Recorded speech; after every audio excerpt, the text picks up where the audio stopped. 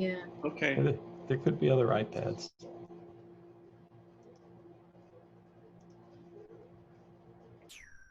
Is there a way you can check? I could ask.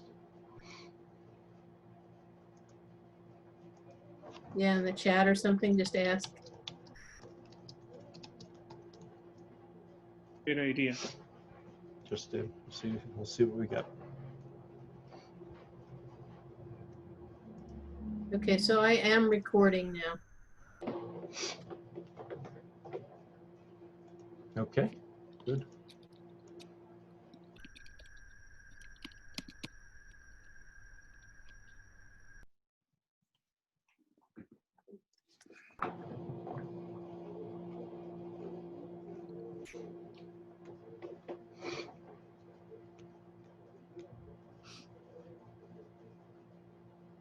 Wow, the flowers are really growing out your way, Irene. Yeah.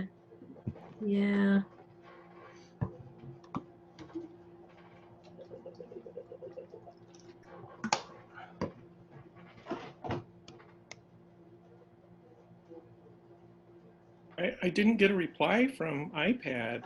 There's Yeah, Cal here. but there's Cal. Oh, there he is. Cal, good to see you. Here's Calvin. We're glad you're here. Hang on. Do an unmute, Cal. Did it. There you go. So, How are you? I'm well. And you? Okay. Good.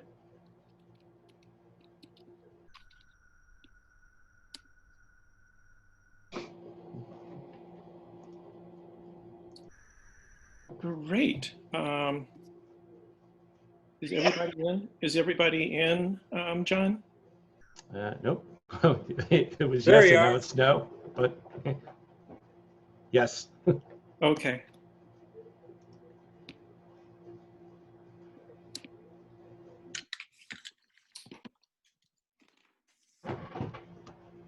All right. Welcome, everybody. This is the June 10th Caroline Town Board business meeting that will be preceded by the public hearing on the moratorium law that we're considering. The meeting is being recorded as usual, and we'll be posting audio and video to the town website. And so with that, I would like to open the public hearing on the moratorium on action subject to site plan or subdivision review for a period of 180 days.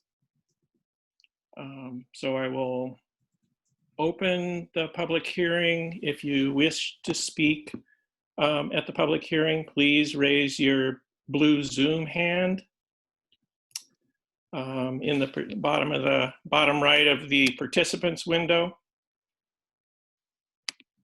And I'll say that I have posted an updated petition in favor of the moratorium on the website, and all comments received to date have also been posted there. I'm waiting just a moment, Mark. We don't have anyone yet, but I know sometimes it takes a second to find the blue Zoom hand.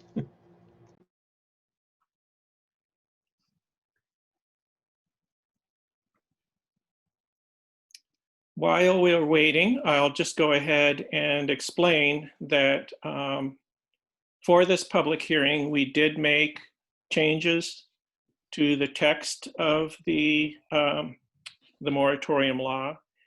Those changes were to clarify the purpose, and I think they're fairly self-evident in the text of that section. And we also simplified the waiver provision. So.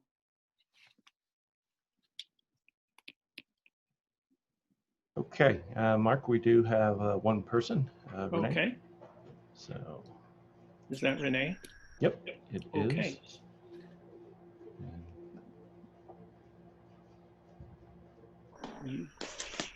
Hi. Hi, go ahead, Renee. Yeah.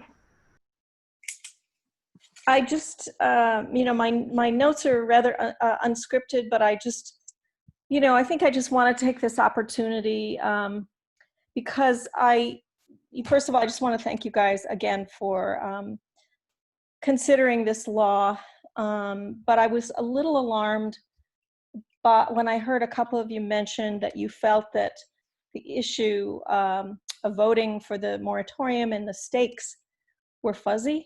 They were difficult for you. You were expressing anxiety and angst and real concern over which way to go.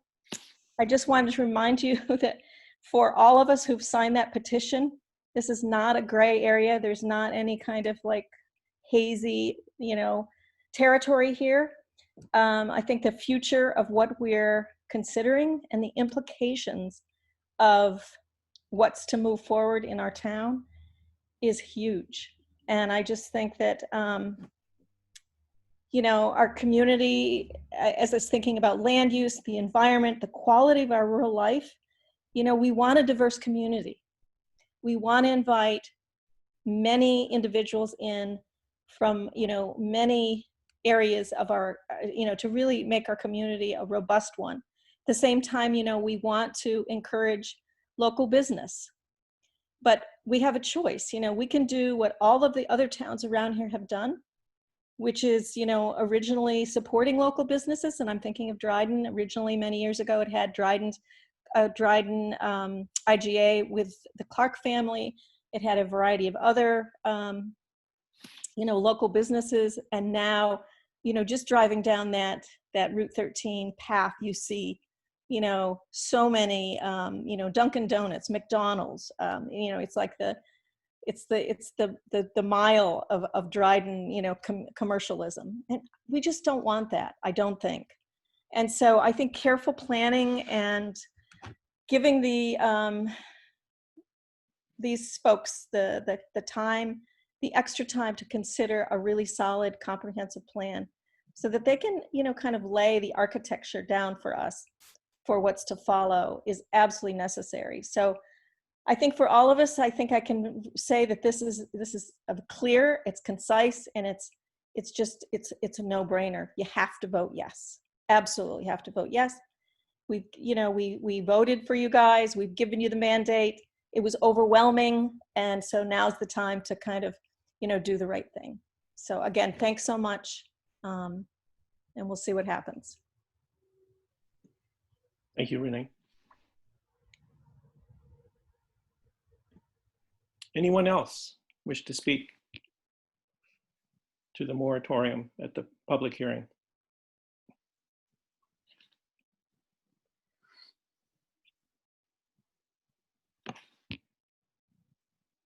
I don't see any others, Mark. Okay. With no other blue hands showing, I will now close the public hearing on the moratorium law and open the business meeting. And I guess I will open the business meeting by first asking the board if there are any additions or deletions from the agenda that they wish to make. No. I don't Irene has her hand up. have an addition or deletion, but I'd like to suggest a reordering of things so that folks don't have to sit through a lot of our business stuff until we get to the vote. I'd like to suggest that we move the vote on the moratorium up to being the first item on the agenda. I could support that. Are other board members okay with that? Fine with me. Yep. Great. Okay. I think that's a good idea as well. So we'll make that the first order of business. And keeping with our protocol, I will now open the business meeting by asking if anyone wishes to speak to the board during privilege of the floor about any matter. And we do have a blue Zoom hand. Yep. Catherine and Gia.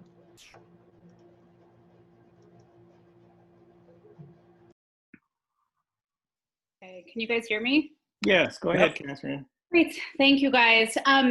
I realize this is a public hearing as well, but I did want to just take a moment to acknowledge and speak briefly about the painful moment that we all find ourselves in as humans living in our country right now, since it's the context and backdrop to everything else. The moratorium is important, of course. You know I'm passionate about the cause, but as I contemplated in my own personal state of heartbreak, anger, and most emotions in between, I feel compelled to speak out on this issue. With everything that's going on around us, I found myself ever more grateful for this incredible place that we call home. But I've also begun to think more deeply about how racism lives in and impacts our town, and how we can take intentional and proactive steps towards an anti-racist agenda for the town of Caroline.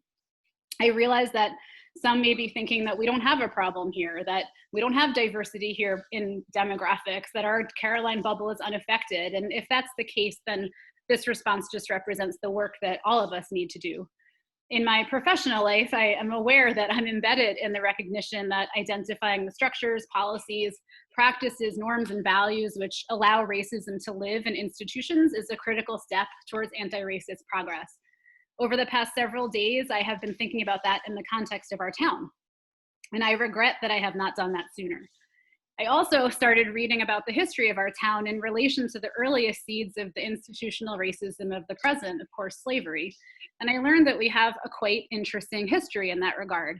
I actually had remembered hearing something about a slave burial site marker at a meeting a while ago, I think a year or more ago, but I did not know any of the history. And it turns out that several early settlers of the town of Caroline were from Virginia, bringing with them their slaves.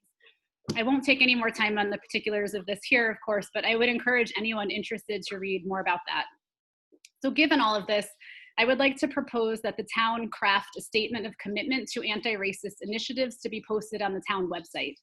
This would be a public demonstration of support for diversity and inclusion in our community.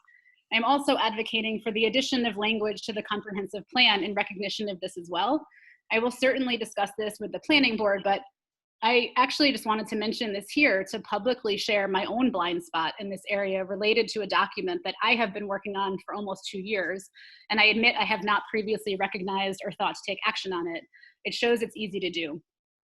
I would also like to propose that the town share a list of anti-racist resources on the town website. I have a link that I will email to the board when I send the text of this privilege of the floor statement as an example, and there are certainly many others circulating which we can use if that's preferred. I hope that as we move forward with all of our town's agenda items, we can continue to keep issues of diversity and inclusion at the forefront, even after this immediate and dramatic response that we are in the midst of fades. I would welcome any additional discussion at other meetings, but that's really all I wanted to say. Thanks. Thank you. Thank you so much, Catherine. Thank you, Catherine. Very nicely said. Anyone else who wishes to speak to the board at privilege of the floor? No hands yet. Okay. Okay. I am going to close privilege of the floor and now open the meeting with our new agenda order. And I will now make a motion to vote on the local law that we have proposed. One second. Seconded by Irene.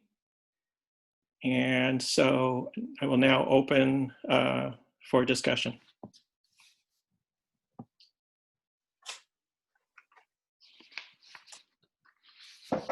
I'll be happy to begin. We've received today an updated petition from the supporters, local supporters, the moratorium. I can't remember the exact number, but it was something over 750,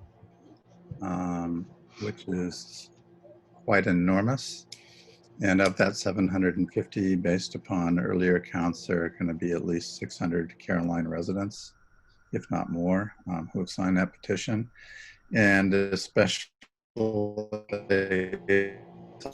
today, I'm pretty struck this petition is signed by citizens completely across the town and completely across the spectrum. I don't think I've ever seen anything like this before, maybe ever since I passed a junk petition in 1988, but that was much smaller. I also think that revised language is very, very helpful in terms of the clarifying the possibility for applying for waivers, etc. It seems to me that it really behooves us to wait just another month to 6 weeks before the planning board is able to deliver us or present to the public a draft of the revised comprehensive plan. The current plan is to hold a public information hearing in mid or late July with a public hearing by the planning board sometime in August at the latest, early September, and then turn it over to the board for further official public hearings and actions. So I think it's really almost ready to go, and we really need to learn from the work, the incredibly detailed work that this planning board has put into revising this document. So I'm wholly supportive of the moratorium. Thank you. I will comment. I want to thank our community for two things. One, for your diligence and passion for this topic. It matters greatly, and I recognize that. I also want to thank you for your patience. Whenever we're considering something like this, there are a lot of things that we have to weigh out in order to get it right, in order to put forth the strongest law that we possibly can. And I know for some of you that was a really frustrating process to have to delay it a month when you felt like, come on board, this feels like this should be a no-brainer. That's part of the role that you elected us for, to really think it through and dot the I's and cross the T's. I feel like the law that we're considering tonight did just that. And I want you to know, speaking for myself, I hear you, and I intend to support the moratorium.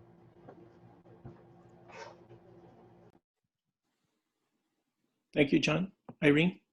Yeah, John, thanks. You said a lot of the kinds of things that I was thinking too. I've really appreciated the passion with which people spoke about this town and how much it means to them.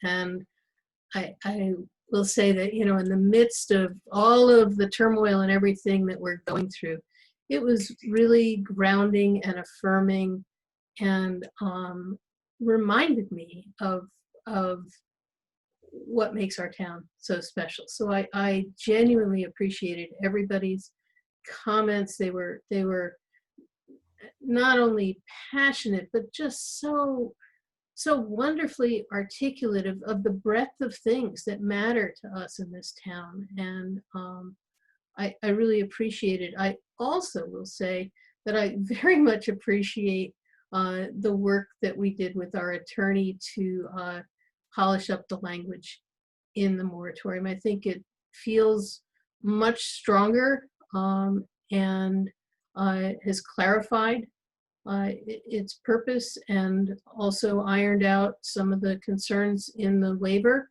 language. And I feel at this point that it's something that I can support as well. So I too thank everybody for their patience as we, you know, ironed out the wrinkles and got our footing underneath us. But it feels like it's in a really good place to me to move forward.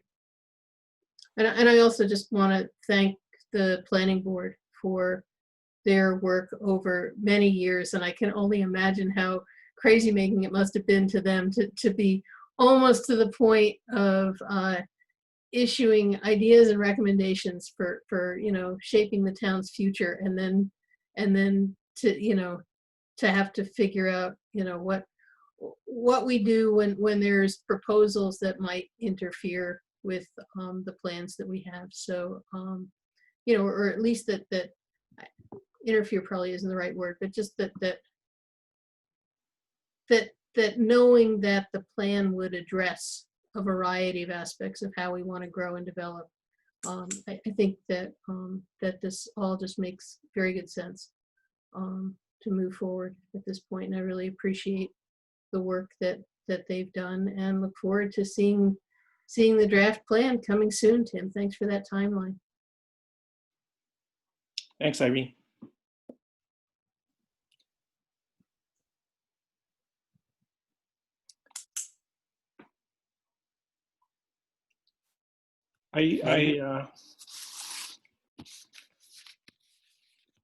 My comments are similar, and I appreciate the comments from board members. I want to thank all who have spoken to us and followed this process. We truly appreciate your engagement with local government. And, you know, we also enjoyed having you engage with us and look forward to that engagement into the future. I will vote for the moratorium because I believe it is my responsibility to do so in protecting the town's interests and public welfare, and that is what you elected me to do.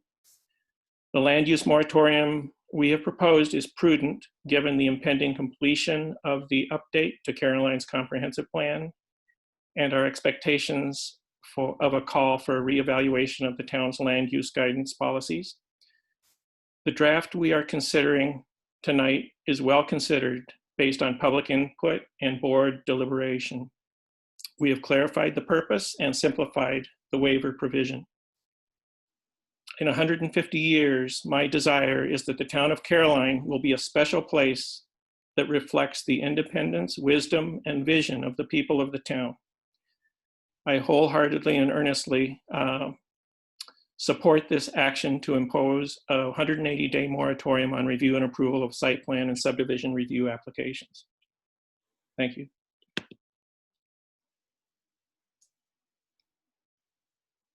And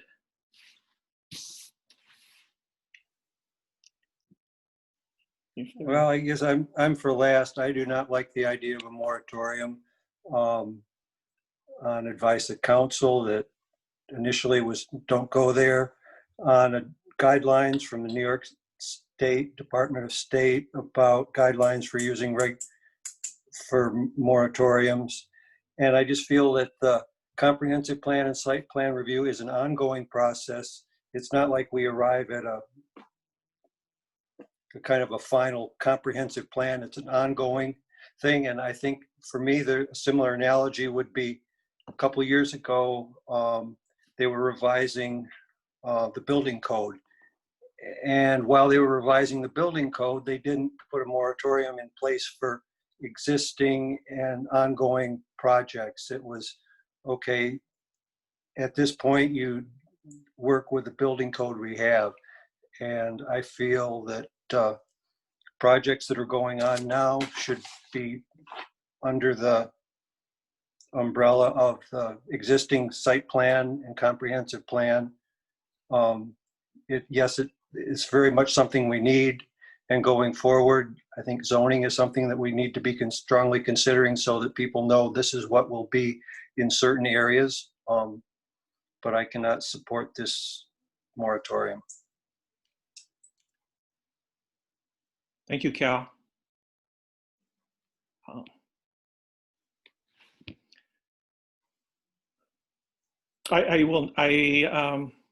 I'd like to now call for a vote if there are no further comments. I'd just like to make one comment.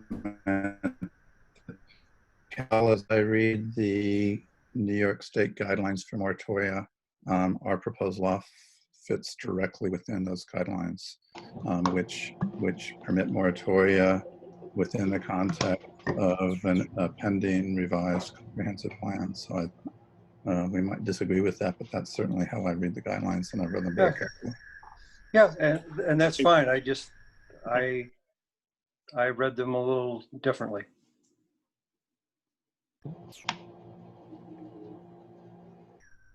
I also disagree with some of your contentions, but I do not want to get into that's just a difference of interpretation, I guess. So if there are And thanks everybody for your comments. So I would propose to now call for a vote on this local law. Is everybody ready for that? Yes. Okay. All in favor, raise your hand and say aye. Aye. Aye. Opposed? Nay. Okay. 4-1. Measure passes 4-1. Thank you, everybody. So, And it becomes effective as of right now, today. immediately. All right.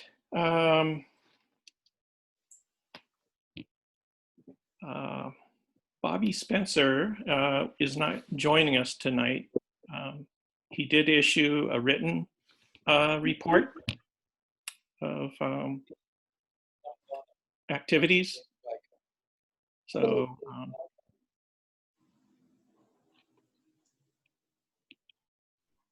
does anybody have any questions or comments for Bobby? He reported on the activities of the Highway Department. Irene? Yeah, just one. I saw that he switched over from Frontier to Spectrum for internet service, and from the abstracts, the bills that I reviewed, it appears that he's now contracting with Spectrum for phone service. And I suggest that we already have an internet-based phone service, and I suggest that we look into folding him into our existing phone service rather than having it be Spectrum's phone service. And, we should do a cost comparison and see. I don't Sure. really know. Yeah, that's a good idea. But we should at least look at it, and, it could be a nice thing to have him on the phone tree, and that way there would be, intercom abilities and such between your offices if you're ever able to be back in them. But anyhow, it could provide a range of conveniences, and possibly, some added services that he may not get with Spectrum. So I think we should look into it. Okay, I'll circle back to him on that and we'll evaluate it. Yeah, and check with Comcor as well to see what would be involved. One thing in particular is to figure out whether he needs faxing capabilities. And I know that had been, an issue within the town hall as well. And so I honestly, I don't remember. Comcor faxing works fine. Okay, good. Yeah. So, It's a learning curve. all right, good. So anyhow, that was all that I had. Yeah. Sure, it's Good. crazy. No, that's a good point. I can't remember all. I think he did do some research prior to making this move. So, but it may have been that he just folded it in with the internet service because it was easy to do. So, yep, great. Yeah, and it may be the most cost effective. I don't know, but Yep. Great. Thank you. Let's see. So, hearing no other questions or comments on the Highway Department, I know that they're busy. And he told me the other day they're doing some work for other towns as they tend to. It's a back scratching kind of arrangement. So I'll now move on to my report.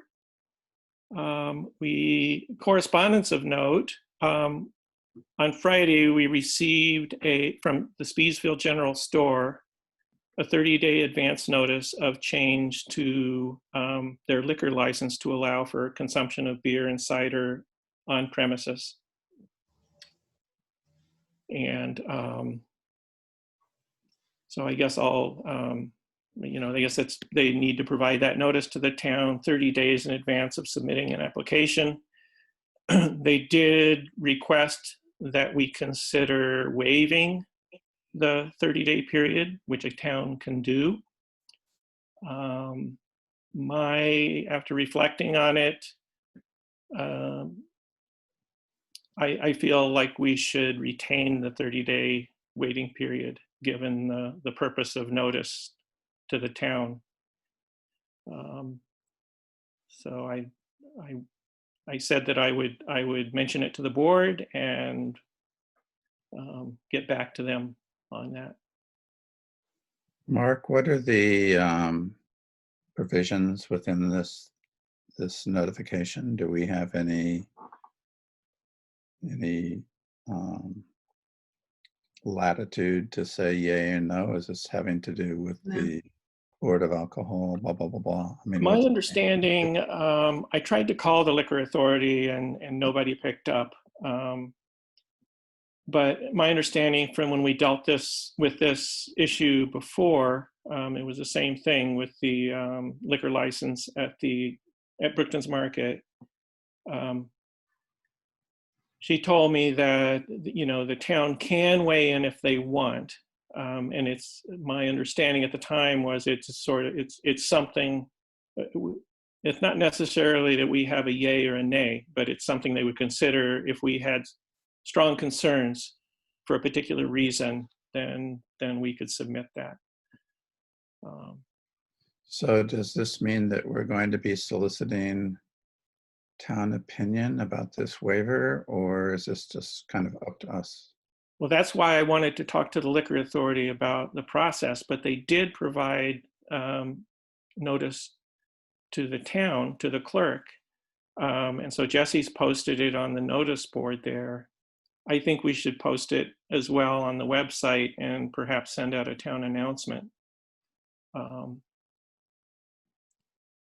So that's, I don't think, you know, I think they're asking the governing board really for their opinion or any reaction they have. One thing I know from the Brookton's Market deal before, getting the liquor license is such a long, drawn-out process that to shorten it any amount you can for them, I'm sure would be met with gratitude. You know, just all the hoops you have to jump through, and you know, time and back, and it is just a small hamlet general store. It's not like it's some new upstart business on in a larger municipality. So I'd be all for giving the 30-day waiting period For on, waiving it? yeah. Myself, I just, you know, I just know what a drawn out process it was. Mm-hmm. That, you know, you just kind of want to get through it. It's, you know, that's something you can check off your list. Yeah, my concern was to allow time for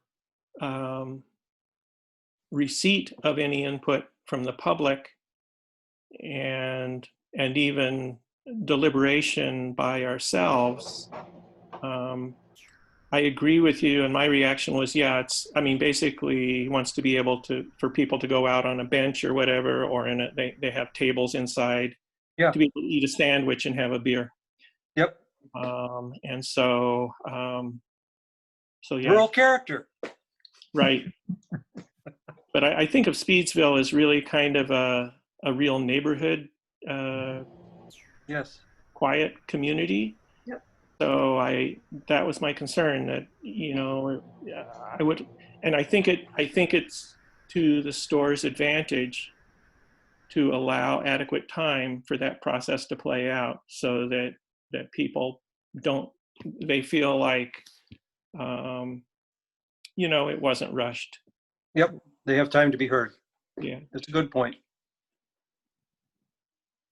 Did anyone else have a comment, Irene? Yeah, I too favor waiting the 30 days in part so that there's time for the alcohol department, or, you know, whatever they're called that you contacted, to be able to provide us with information that we, you know, might be able to share about, you know, what the process is, you know, if the public wants to weigh in, you know, because I don't recall, I remember that we waited the 30 days and that, you know, the board didn't have any particular authority to say yes or no.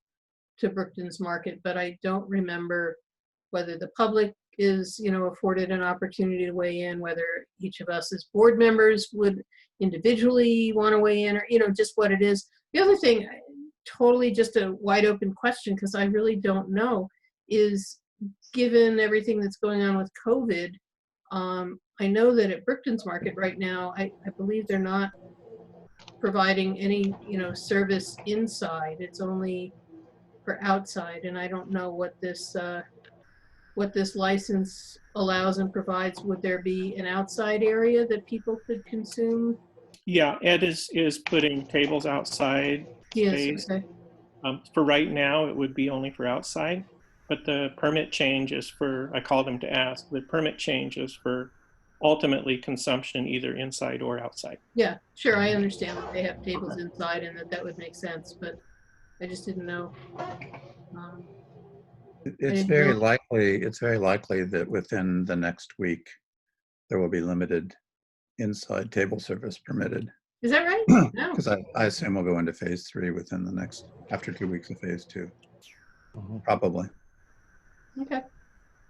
Anyhow, that was more just a generic question. It had no bearing on my support for the 30 days. I think, waiting the 30 days mostly so we can get an answer from the state as to what's, Good. Okay. Great. Are you in agreement, John? I guess. I'm not, it's not, I'm always torn with stuff like this. On one hand, I think there is something to be said for being consistent and giving a community, if there are concerns, a chance to weigh in. Not that we have a lot of authority to change something if there were a significant feeling that it wasn't a good thing.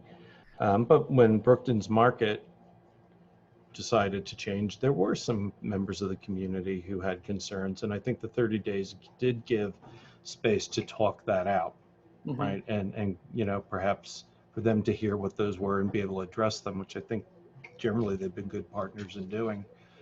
The other side of me, and this is the only place I'm torn, is knowing how hard it's been for businesses in this current climate.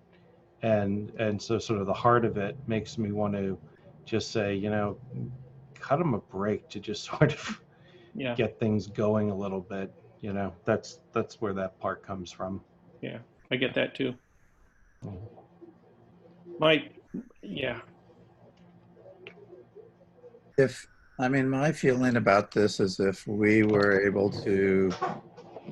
Mark were able to have a discussion with them and come to an understanding that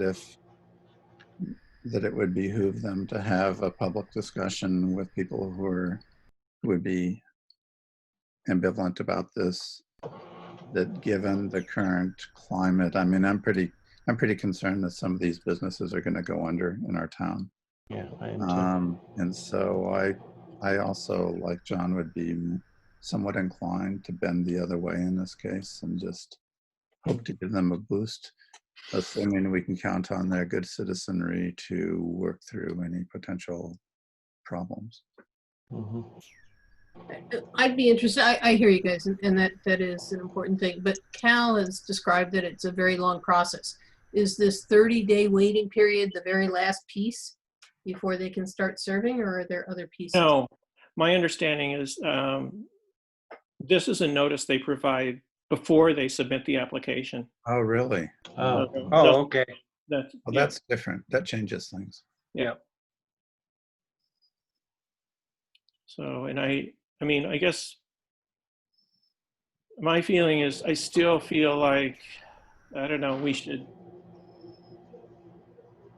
think for the long term. Mm-hmm. If they haven't submitted the application yet, which is going to be some process, quite comfortable with letting the public weigh into it at this stage. I'd understood just the opposite. Yeah, me too. Yeah. If we waived it, presumably then they could submit the application, this week or something, move it up by that amount. But I'm very reluctant to shortchange the public input opportunity. So Could I just suggest that we hope to take action on this by the next agenda meeting instead of waiting for the next business meeting, which would be like 3.5 weeks or something. Mhm. Just Sure. to- Absolutely.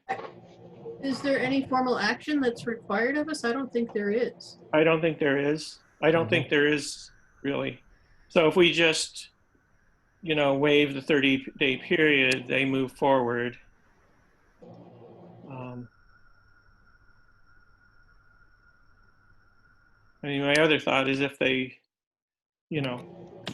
provided us a petition of local residents that was overwhelmingly in favor, and then, then we just sign off or something like that.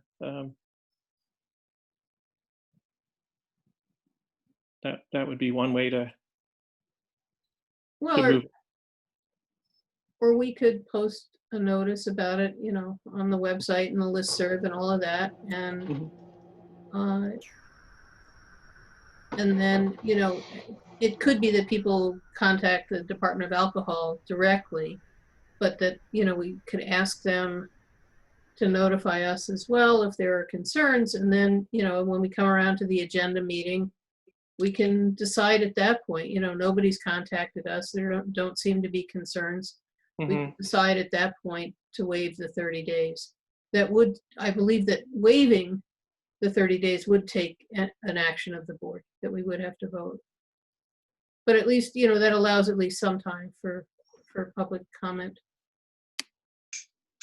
I forget if it was Richford or Berkshire used to be dry up until about 10 years ago.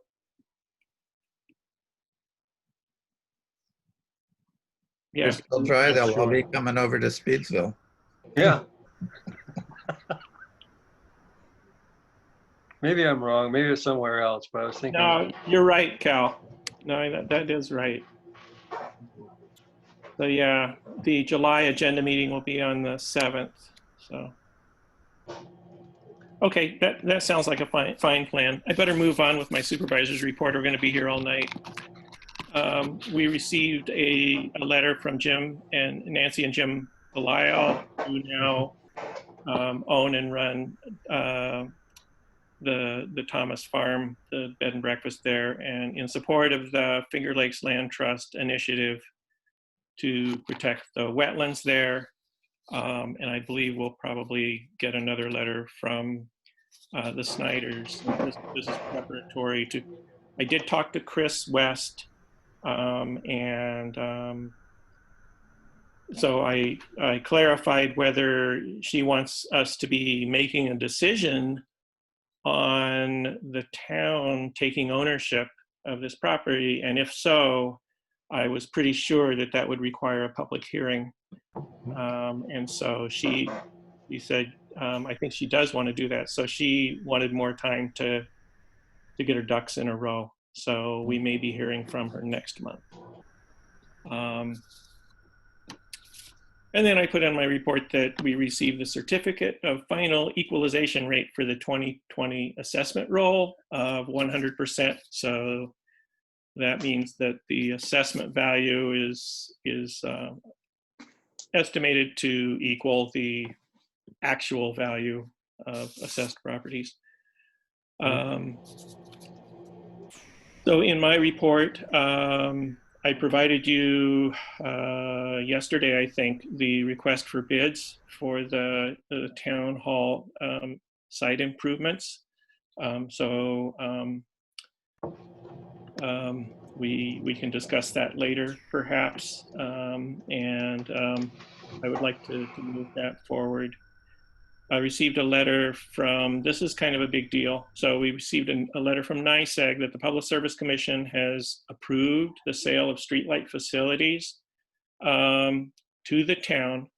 And now we have I think I got that on the 3rd, we have 60 days to complete that sale. So there are a couple little to-dos, but we have to orchestrate the wire transaction to provide those funds, which we budgeted for and will be paid for by our Clean Energy Communities grant. The cost of those facilities is approximately $43,000. I also attended last week. There was a very short notice NIPA meeting for update on the streetlights. There were only 2 of us in attendance. From that report, I gleaned that the 90% design is expected for us by the end of this month. And then we would have an opportunity to suggest additions or deletions from our inventory. Then they would incorporate that into their full plan and bring us forward the 100% plan, they call it. And at that point, we would hold a public hearing to present the streetlight plan. And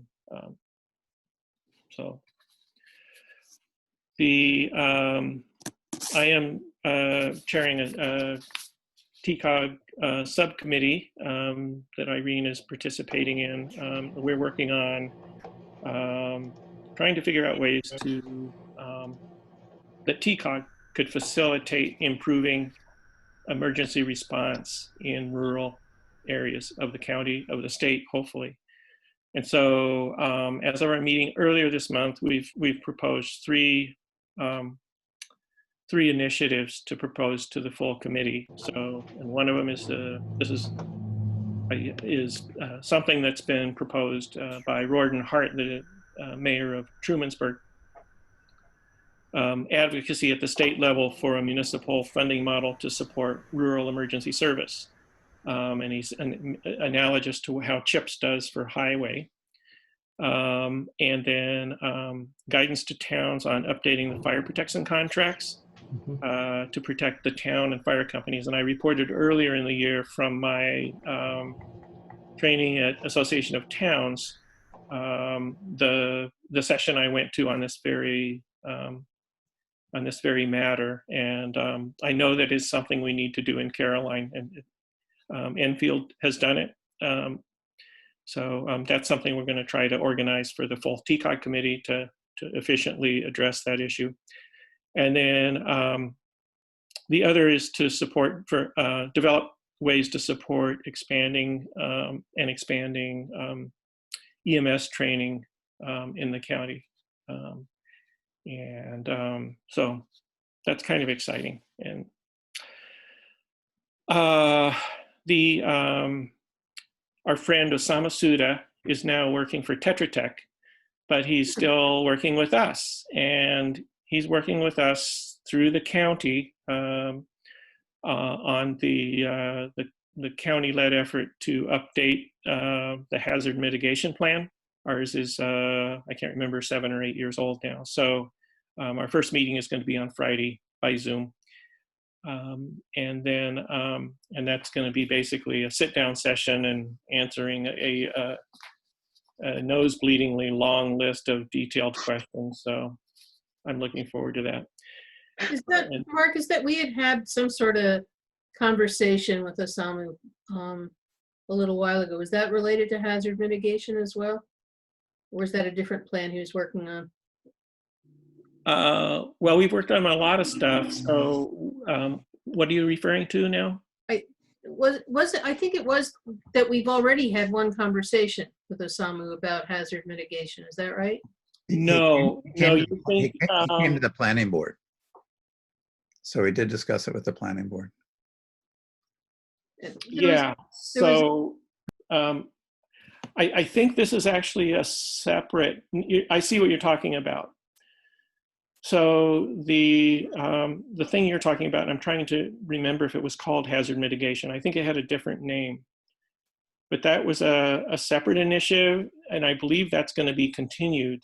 But it was all set when the COVID shutdown happened. Yeah, it was the preparedness thing, wasn't it? Yeah, it's preparedness and response or something. Yeah, and so we had a public meeting scheduled where we were going to get public input. And then they canceled it with the COVID thing. And so it is on hold. Okay. That's going to be done by somebody besides Osama, because Osama doesn't work at Cooperative Extension anymore. Yeah, So- we did have a meeting with Osama. It was on Zoom. Yeah, And we that did was talk different. about, okay, yeah, that was a separate initiative, related but separate. So this is a countywide thing that they're, Okay. it's a mandated thing that we have to do. Barry's, if you remember, we got the contract or the agreement, and Barry, Brooke, and I are all assigned roles in doing that. So we're going to have, I think there are 3 or 4 meetings throughout the year to get the information we need to update that. okay, great. And then the other thing that I reported on is just that using, I think I might have reported on this before, but using the state template, I did develop our reopening plan for town offices and provided that to the different departments. Each department can modify it as they wish. And so safety measures are required, and we're still practicing doing best practices as far as managing potential exposure to COVID. And so we are also, I want to emphasize, still encouraging residents to seek our services remotely if they can. But so when we're in the office, we're practicing distancing measures, and if visitors come to the town hall, which is now just restricted to the town clerk's office 2 mornings a week, Tuesdays and Thursdays. So, Mark, can I ask if the cleaning schedule has also been amped up over at Highway? Is it following the same schedule as the town hall? I did ask Bobby about cleaning at Highway, and he said that they're taking care of cleaning. So we'll probably follow up with him to make sure they're disinfecting surfaces and things like that. But And is he keeping a separate log in the same way that the town hall is? I did provide him the information, so I'll follow up to confirm that. But they do need to do that, but they don't entertain too many visitors. But I don't know. Yeah, they do need to do that. You're absolutely right. So Yeah.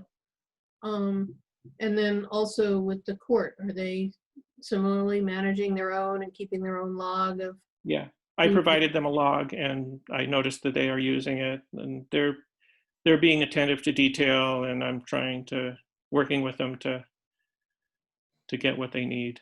So, Okay. Yeah, I saw that email, and I appreciate that you're carrying the ball on so much of it, but do let me know if there's things that I can help with. sure. Yeah, I sure will. Yeah.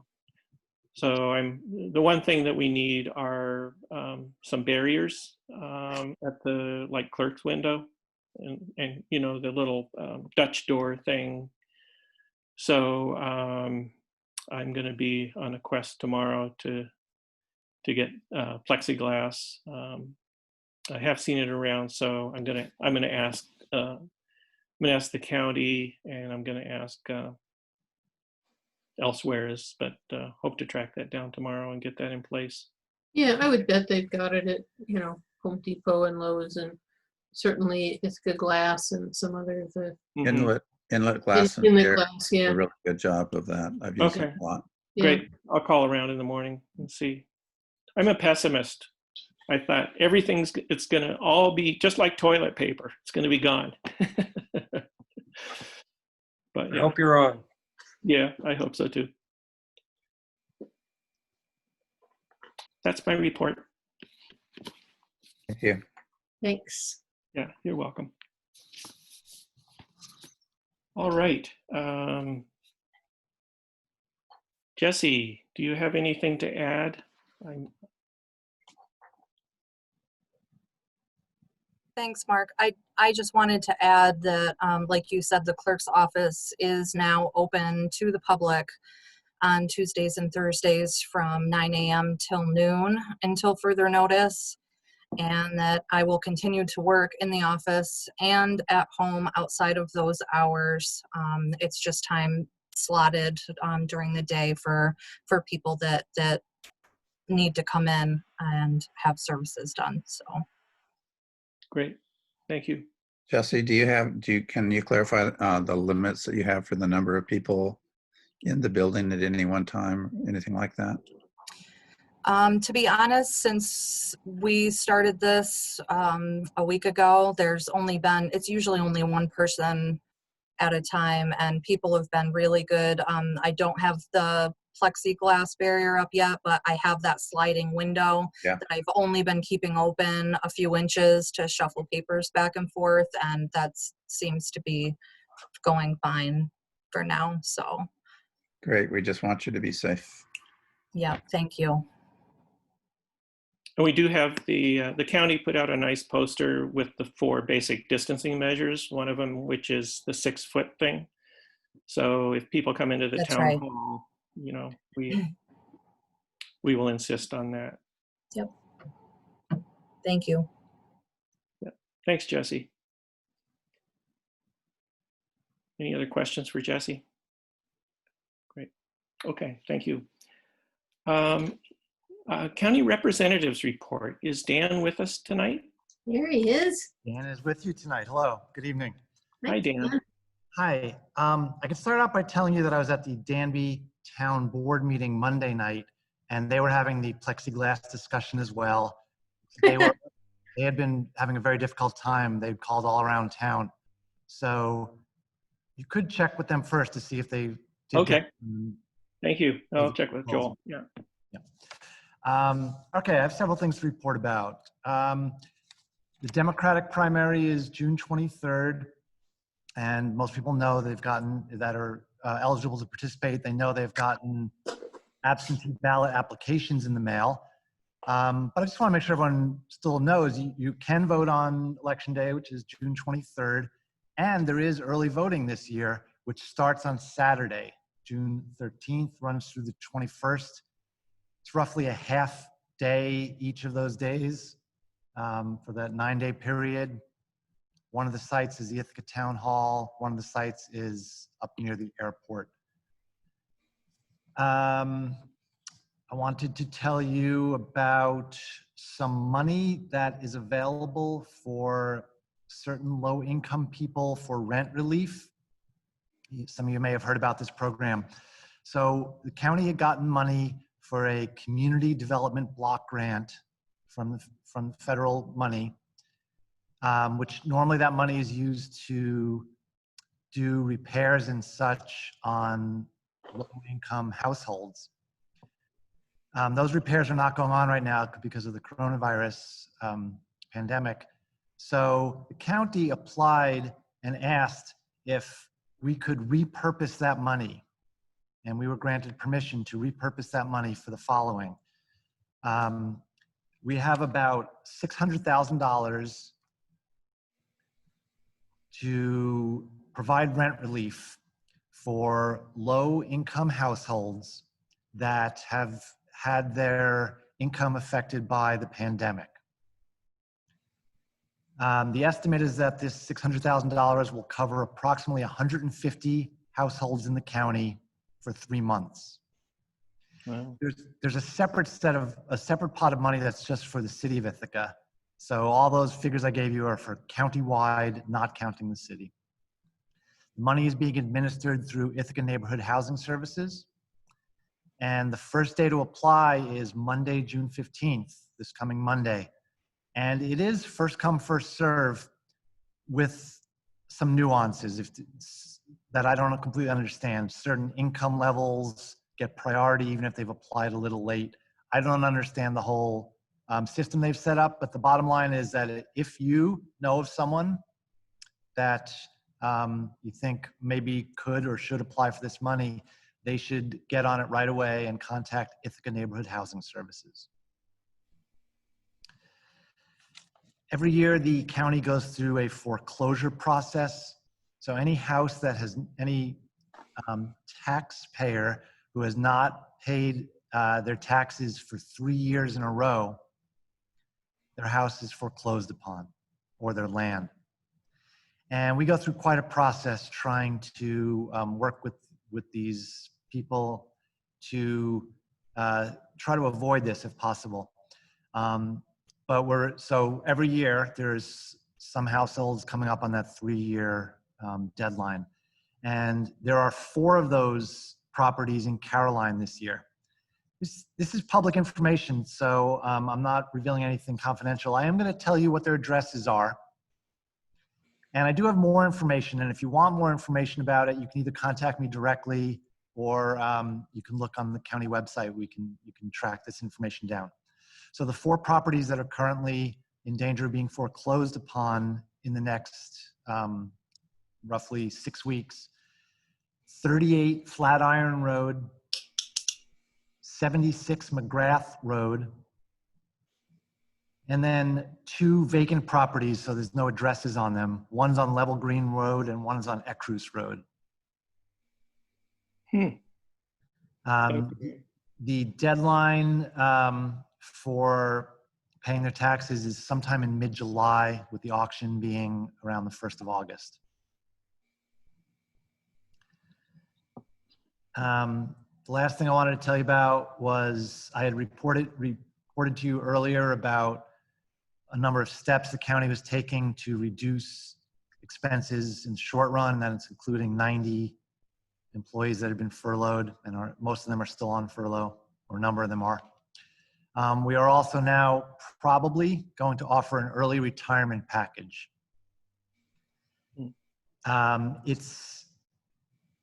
The incentive would be that the people accepting this early retirement package would get a good discount on their retiree health plan. I just wanted to mention that, but also there is the possibility of a state early retirement plan. It's only been proposed by, I think, 1 assembly member so far. It's being referred to a committee, so it is very early in the process. But I wanted to put on your radar because if this bill is passed as proposed, then any municipality that wanted to would be allowed to join in to offer the early retirement package to its own employees who are in the New York State retirement system at a cost, though. So for instance, if the town of Caroline wanted to offer early retirement to any of its employees, if this bill passes, they could do it, but the town of Caroline would have to pay a certain amount of money to facilitate that process. So I just want to say again, it's very early in the process in the state. It's not even close to passage, but just keep your eye on it as it works its way through. And that is my report. Thank you, Dan. I have a question Thanks. for you, Dan, in terms of the foreclosure properties. Yes. I remember a few years ago, there was a property that was on the foreclosure list, and the town, I'm not sure if it was the town or the county, but somebody reached out to the owner and actually discussed with them. And I, I remember it was a particularly sort of touchy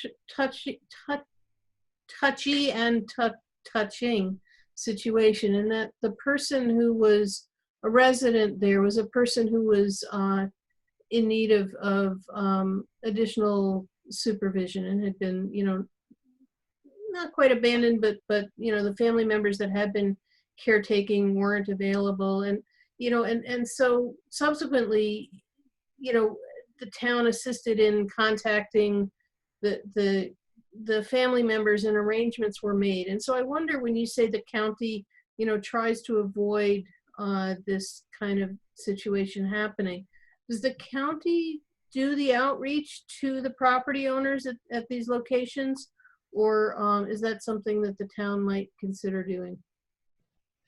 So the answer is that the county does do this, and I'm really, really proud of what we do in this. Every year I give this report. We go through great lengths to try to avoid foreclosure. We are not interested in foreclosing anyone. And one of those lengths is that the county finance director literally knocks on the door of every household on that foreclosure list and tries to talk to somebody in person.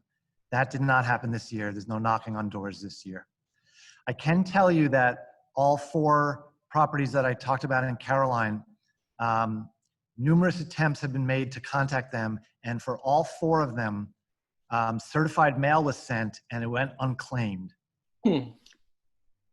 The reason that I'm mentioning it at this meeting, as I always do each year, is for that very reason, Irene, is that I want to take every effort we can to reach out and try to find a way to connect, to contact, to make a deal. We can make deals, we can set up payment plans and such, but there has to be, something back from the taxpayer. Yeah.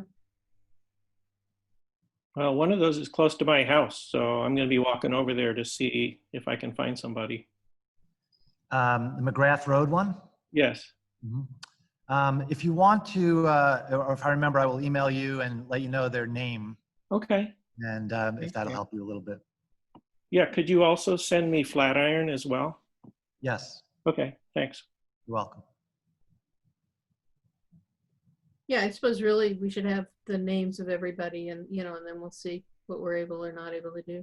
I can give you the names right now if you, it is. Dan, No, could you no, send Mark- just in you the email to you Mark. also- Just Yeah. in the email to You Mark. also send Mark the tax property identification number for the Level Green and Necros Roads properties, just so we know which one and where they are. Yeah, that'd be great. I will do that.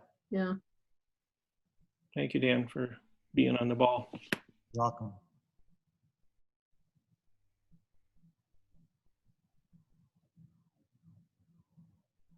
Great. Any other questions for Dan? Okay. Thanks so much, Dan. Thank you, everybody. All right. Now we have the Age-Friendly Communities report by Will Lawrence.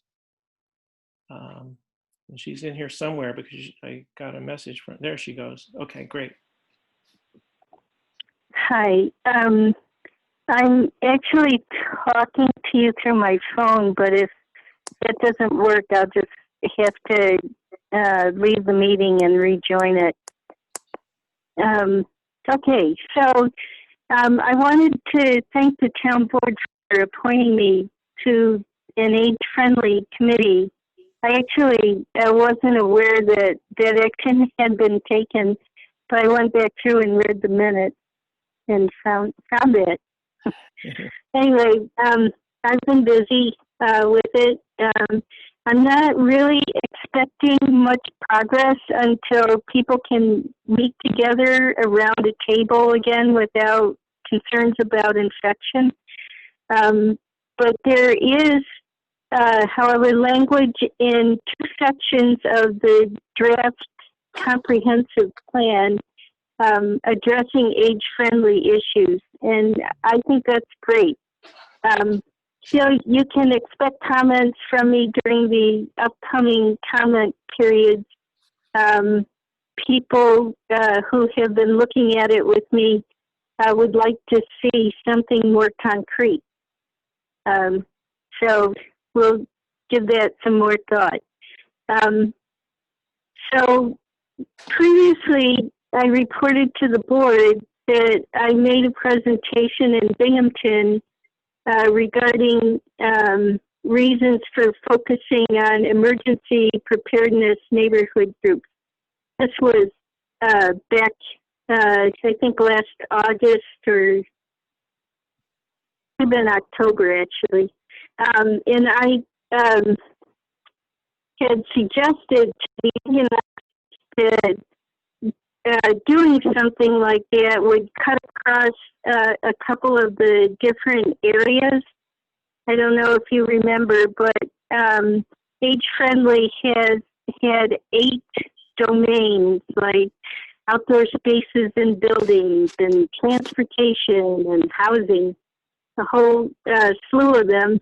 And now they're suggesting that a 9th area be added to all the age-friendly plans, and that 9th area is emergency preparedness. So that just came out recently in the past month. So the County Office for the Aging is now working on updating their age-friendly plan. So this is a boost for what I'm trying to do because it gives me access to a lot of people with expertise in different fields.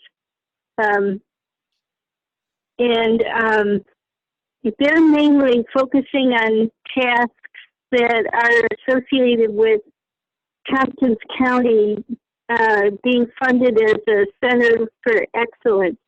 But because of this 9th area being added, they're now as a county group specifically looking at emergency preparedness for their age-friendly plan. And Beth Harrington from Caroline is the lead for this area. So what I really wanted to get to tonight is just to point out that what we were thinking is, you know, to implement these neighborhood groups, we would need to keep any information we gave out consistent with town and county emergency operations as background information. And now I see that the county has added an emergency preparedness section to their website and have included links that don't seem to be working but are specifically about neighborhood groups. And I looked at the town's plan, which seems very non-specific. For example, one of the goals of the plan is to provide for the utilization and coordination of county, state, and federal programs to assist disaster victims and to prioritize the response to the needs of the elderly, disabled, low-income, and other groups which may be inordinately affected. But there's nothing in the plan more detailed than that. So there are also several references to the Town Emergency Services Committee. So my question there is, who are they? I know we have the Emergency Medical Services Committee that Irene is heading.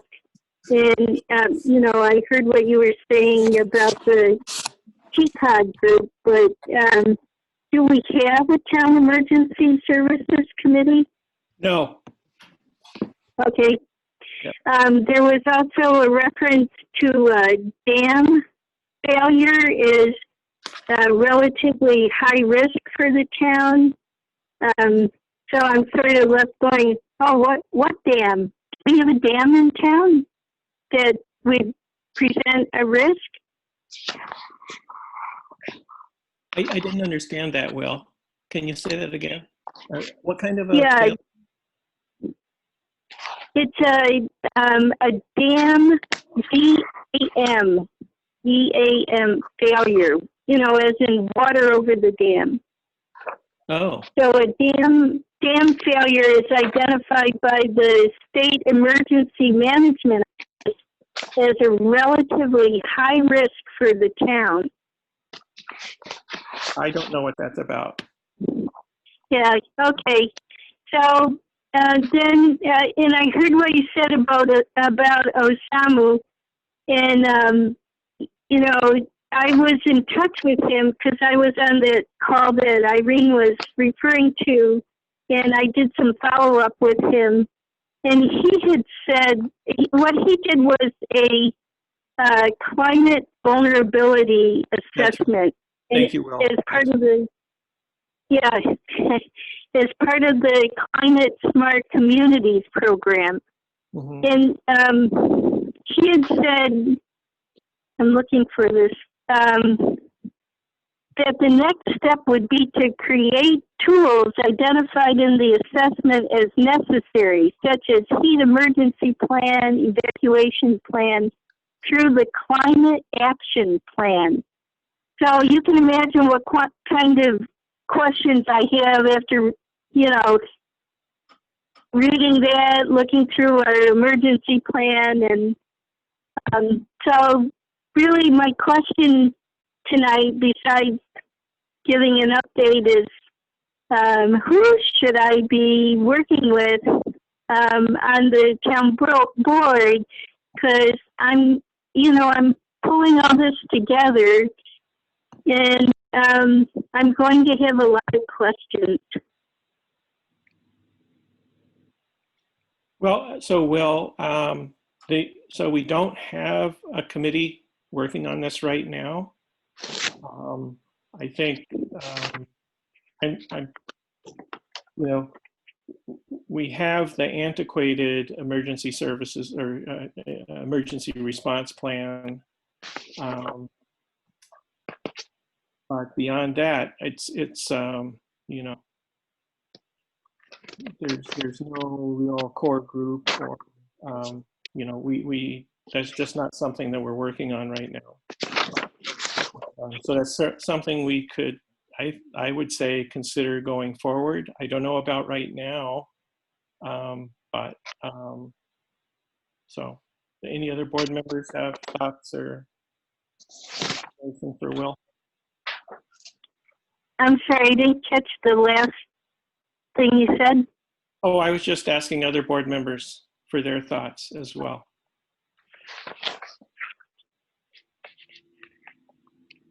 Is that what you meant? Yeah, at one time, some years ago, I had tried to get an emergency preparedness committee going. And I can say that it never really went, is what I could say about it. I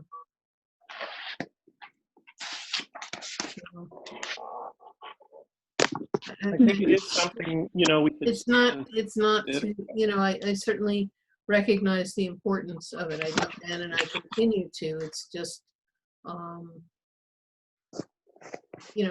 figuring out a plan for moving it forward. And yeah, I think, Mark, that some other towns have some more current emergency preparedness documents, and we might, through TCOG or otherwise, do some outreach to them to see their plans and see, how much we'd be able to adopt. So, there may be a way to do it that doesn't, there may be a step up to get us moving on something. Right. And I mean, the other thing is that I think the county right now is doing a countywide, update. Well, yeah, a hazard mitigation plan is different than an emergency preparedness plan. This is different. It's an emergency preparedness plan. So they reached out months ago. I gave them our old plan, so so they are working on something. Well, we can. Is that with Scott? Who's doing that? Scott Doyle? No, I don't. I think it's through. It might have been Brian Robeson that reached out to me at DOER. All right. Well, if you could check and see who it was, and maybe between the two of us, we can forward.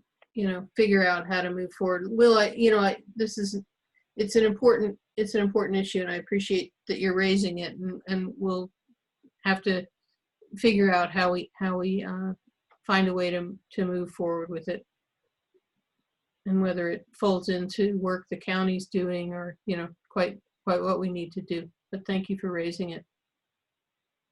Sure.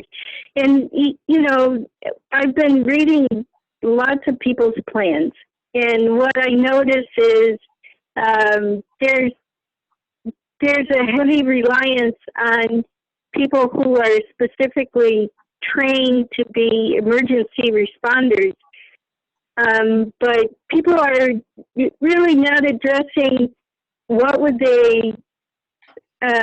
will they do outreach to the general public. And I think that what we're looking at for the age-friendly project addresses that, with neighborhood groups.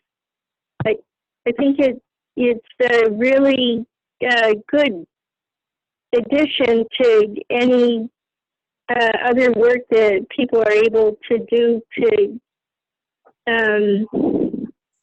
make us more prepared and more cohesive if something bad happens. You mean like a pandemic or something? Yeah, like that. Don't get me started. Yeah. Okay. Yeah, I hear you. Will. Great. Okay.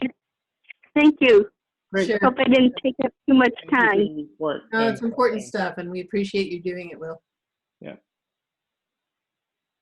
Sure. All right. Are there any department committee or liaison updates? Nope. Okay. Then I will move on to the presentation of the request for bids for the town hall site improvements. As I mentioned, I would like to send that out right away to get the process moving. I did notice in reviewing it this afternoon that the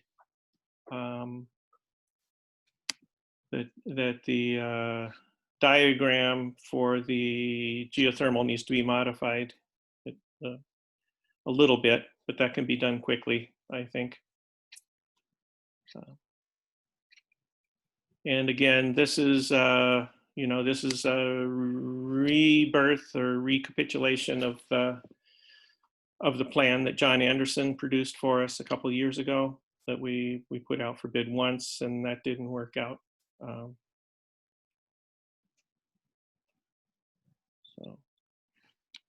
And also, it's a long document, but almost, like 95% of it is the prevailing wage rate schedule, so you can ignore that.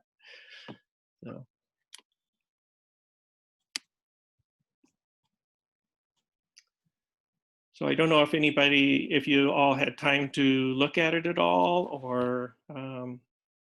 Yeah, I did not have time. Is it changed from the last time we issued? Not really. The one thing that Dondi did was, and he just told me he did it, that he clarified the need for, for a contract for the project, that the contract is not the proposal that the vendors give us. It's actually a contract that's negotiated afterwards, that is articulated and was articulated in the document, but he just highlighted that more. Okay. I looked it through to the best of my ability and didn't see any red flags. Okay. Great. Well, I am, the bids last time ranged from, I think, $50,000 to $70,000 or something like that. I don't know. I'm hoping, we might do better than that this time. But we do have money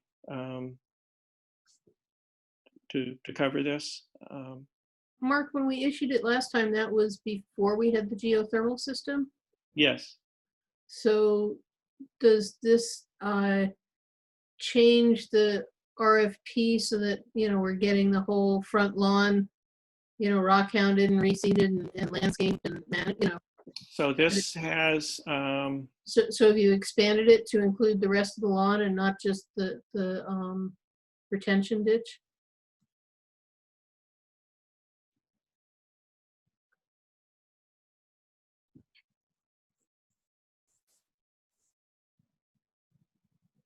this doesn't actually include the restoration of the lawn up there. This is for the bioretention project, paving, and the sidewalk. Don't you think we should do the rest of the lawn at the same time? Yeah, we could possibly put that in there. Is there a reason not to? I guess not. I guess not. Yeah, I think it does make sense. Maybe that's a good point to. I guess my only question, Irene, would be whether we could get a better bid if we broke those apart. You know, for the lawn, for rock counting the lawn, since that's really a landscaping situation. That would be the only reason not to do that. Yeah, well, the bioretention is a landscaping thing too, so. I guess you're right. The other, Mark, is I'm recalling a conversation that you and I think it was Pete, had a while ago, back when, you know, the contract didn't happen, but we were sort of talking about the Midline Road parking area and how that was going to work in regards to, you know, allowing for parking. Was there going to be, after the cars parked, was there going to be room in front of the cars for people to walk? Or were they going to have to walk back out to the street to walk up to the sidewalk? And whether there were going to be any curbs or stops for people when they pulled their car nose in, you know, what was going to be there. And then the question around putting the curb and how that was going to work with plowing, if that was going to be a problem.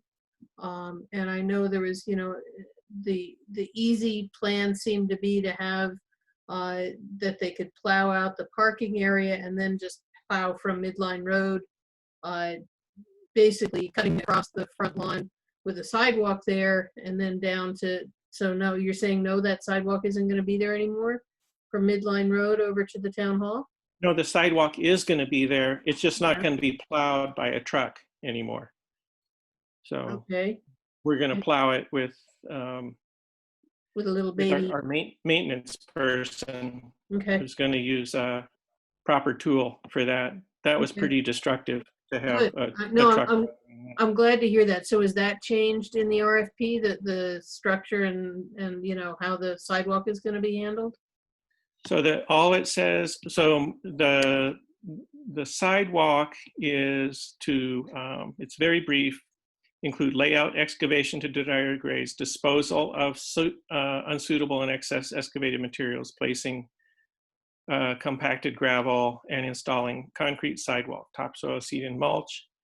And then if you go to John's plan,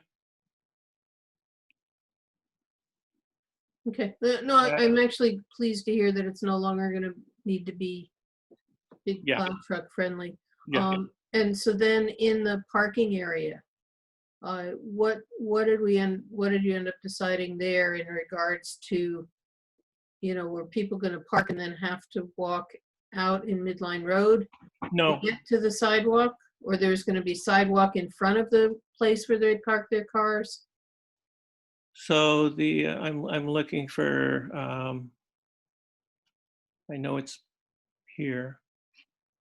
I'm sorry, I didn't have a chance to look through this, but So, Project C summary, sidewalk connecting Caroline Town Hall and Park and Ride area. Construct a 6-foot wide, 6-inch thick concrete sidewalk from charging station to the existing Town Hall sidewalk. Match the elevation of the sidewalk and parking area to create a smooth walkway from the parking area to the Town Hall. Remove all organic soil, topsoil, roots, and wet soil to at least 8 inches below and 1 foot wider than finished concrete sidewalk. Finished sidewalk generally to be 2 inches above grade. Place minimum of 4 inches of tamped ROB gravel or crushed stone. Dimensions are given in parentheses over non-woven filter fabric. Construct 6-inch thick concrete walk in secure forms for neat vertical sides. Place wire mesh with 3/4 concrete cover. Install construction joints or score joints every 6 feet. okay. Match existing sidewalk elevations where walks meet. So that, I don't think that's answering the question that I'm asking. This is saying that there's going to be a sidewalk from the park and ride area near Right. the charging station. So we would But- pave the parking area and the sidewalk would meet the parking area at the charging station. So people. Understood. So how do people get to that sidewalk? Do they have to walk back out to the rear end of their car and in Midline Road to walk around the other parked cars to then get to the sidewalk, or is there gonna be, you know, they get out of their car and there's gonna be a strip of sidewalk in the front end of their car? to walk I where think the way to do it cars- would be to have something in the front of the car where they could walk over and connect. Okay, I like that idea. I don't think that was part of the original plan, so I just want to be sure that that's explicit. And then, you know, we might include a curb on that sidewalk. Now that we're not thinking of a snowplow that takes the parking area and plows the parking area and onto the sidewalk. You know, I was thinking of you know, placing parking bumpers instead of a curb. okay, but then there still needs to be some demarcation, you know, for the sidewalk itself. So the parking bumpers, between the parking bumpers and the tree is where the sidewalk would be then? It Yep. would- Okay, so as I recall, that wasn't specified in the previous plan. So, so if that's the case, we'll need to do that. And then we also discussed the issue of those trees perhaps being, you know, somewhat obstruction to where people might need to walk. And so we had also talked about perhaps trimming the lower branches to make the, you know, Yeah. clearance higher for, you know, so that there would be sidewalk area. So I guess, you know, I just want to remind you of those conversations and make Yeah. sure that this RFP contains all Reflects of those those. elements. Okay, those are good points. So I think we should, I'll talk to Dondi about that. Okay, good, thanks. Yep. Great. Is there any update of the big rocks that are? That's Bobby's going to handle that. So they're, I hope we can keep them. well, we I've kind of gotten. I make a think we need to- motion, Cal. I make a motion that we keep the two big rocks to delineate the corner between Midline Road and New York State Route 79. Do we have a second?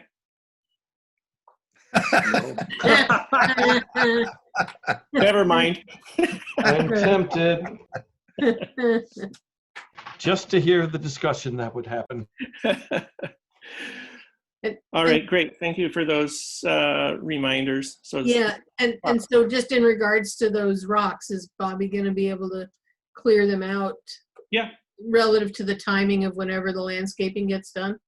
yes, Okay, they had a whichever truck it is they're going to need to load them onto was getting repaired, but okay, he knows that that's I don't think it's a huge deal for them. They just have to allocate, you know, a little bit of time in a day to come get them and okay, haul them out. So all right, Yep. great. also, I'll point out that somebody came to the town hall this week and asked if she could come back later and take rocks from that area. And so she came back later in a minivan, and I saw her and her daughter loading the minivan with rocks, and I expected to see her not be able to pull away, but she did. If she comes back, send her up. I got a field that needs to be rock picked. Okay. Told her $1 a rock, right? Yep. I didn't do 50 cents. No, I mean, they pay us for the rocks. Oh. $1 a rock.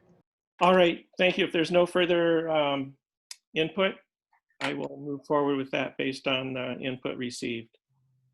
Great, thank Okay. you. Yep, thank you.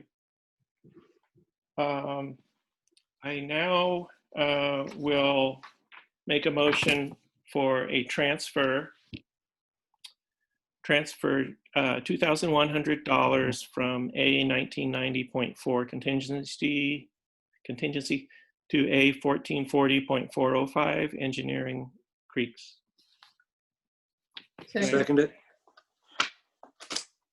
Seconded by a couple people, I think. Yeah, I give it to Cal. Okay. And so that's to pay the bills you're about to pay in a minute. We had an additional planning, creek engineering planning charge from TG Miller. We'll cover that. So no further discussion or questions. All in favor? Aye. Aye. Opposed? Great, thank you. I'll now make a motion to pay the A fund bills in the amount of $14,663.57. Second.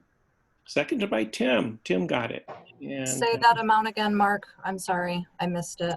sure, $14,663.57.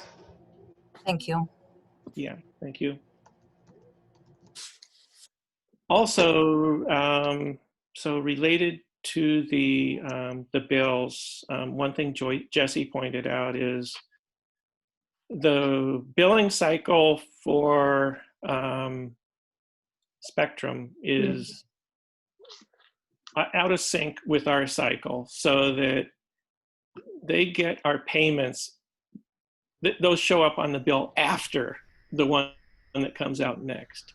And so late fees and I wish to authorize prepayment for those to simplify the billing process. I don't think there's any fiscal risk in that, and I think it'll actually improve our accounting process. So Any chance they just change our due date? I called them, and Jesse can attest, another nosebleed. And at the end of the day, after I had to call enterprise accounts, which is for business customers. And so anyway, she put me on hold and went to check and came back and just said, no, we can't make any kind of a change like that. So I told her I was the town supervisor of Caroline, but she still didn't Didn't count for much. that didn't persuade her, huh? it didn't work. So Tweet about her now. Yeah. great. So we'll do that. That'll make life easier and better. Good. Great, thanks. So if no further discussion, I'll call for a vote. All in favor of paying those bills? Aye. Yeah. Opposed? Yes. Thank you. Motion to pay the highway fund bills in the amount of $23,774.91. Second. Seconded by Cal, I think. Nope. And any No. discussion? John. Oh, John, Second. sorry. All this time he doesn't know us. My ears are bad. So, Fair. all in favor? Aye. Okay. Plus Opposed? we're talking over the clarity of Zoom. That's right. So, and now I'll make a motion to pay the streetlight bills in the amount of $543.25. That's where I draw the line. Yeah, keep the lights on. I'll second. Yeah. Second by Irene, she's cooperating. Great. All in favor? Aye. Aye. Opposed? Great. Thank you. I will now make a motion to approve the minutes of June 2nd and of our special meeting on June 5th. Second. Yeah. They're And I have no input to offer. I approve. Me neither. no, I mean they were great. That's Yep. the thing, but Okay. we're getting spoiled, Jess. Yeah, that's right. Keep spoiling us. How come we don't have the meetings minutes, by midnight or something? So, okay. So with no further ado, I'll call for a vote. All in favor? Aye. Opposed? So minutes are approved. So you'll see I went back to the voting process for the minutes. I thought it might make it easier for Jesse as far as documenting it. So, and with that, I just want to conclude the meeting by, I meant to mention this at the beginning of my report, and I got caught off kilter, but I wanted to mention, given the what we're going through right now, that I really appreciated John's comments last week, and I also really appreciated Catherine's comments at privilege of the floor tonight. This has been, I think this is a time that it's a turning point. It's also a time we'll never forget. It's a moment in history. We've been horrified by the brutal murder of yet another Black man, George Floyd. Clear that Black lives are in danger. Black lives do matter. This is, just on a personal level, this has really caused me to reflect and appreciate more acutely how Black people and other minorities or disadvantaged groups feel in our culture, and the fear, and to think about going outside and say going for a run and feeling like you might be accosted because you're just running. That's just, it's something I can't know as a person of color, but it certainly caused me to reflect more acutely on that. But I want to say that I have hope, and I have hope. I'm heartened by the worldwide public outrage. I'm especially heartened by the massive uprising of young people. And I drove down into Ithaca Sunday evening, and there was a rally, a protest rally that was dispersing. And it was like, oh my gosh, these are all young people. This is awesome. I am heartened by the demand for change. And so I just wanted to acknowledge that. As John did last week, I'd like to acknowledge that this is Gay Pride Month, which gives us cause to celebrate inclusiveness and diversity. I am so glad that we now recognize this by flying the rainbow flag at our town hall. It lifts my spirits to see it flying each day. And others have told me the same thing. Nice. Even people who expressed reservations about adopting a flag policy. So that's really wonderful. And I want to finish by amplifying or following up on what Catherine said earlier about how wonderful it is to live in such a great place as Caroline, where I like to think that we care for each other and are respectful and are good to each other in many ways. So those are my comments, and I want to thank everybody for everything you do. Thank you, Mark. Thank you. I appreciate that, Mark. Yeah. And I don't think Catherine is still on the call, as hard as it is to believe that people would hang in till the end. But I just want to say how much her words moved me and how much I appreciate them.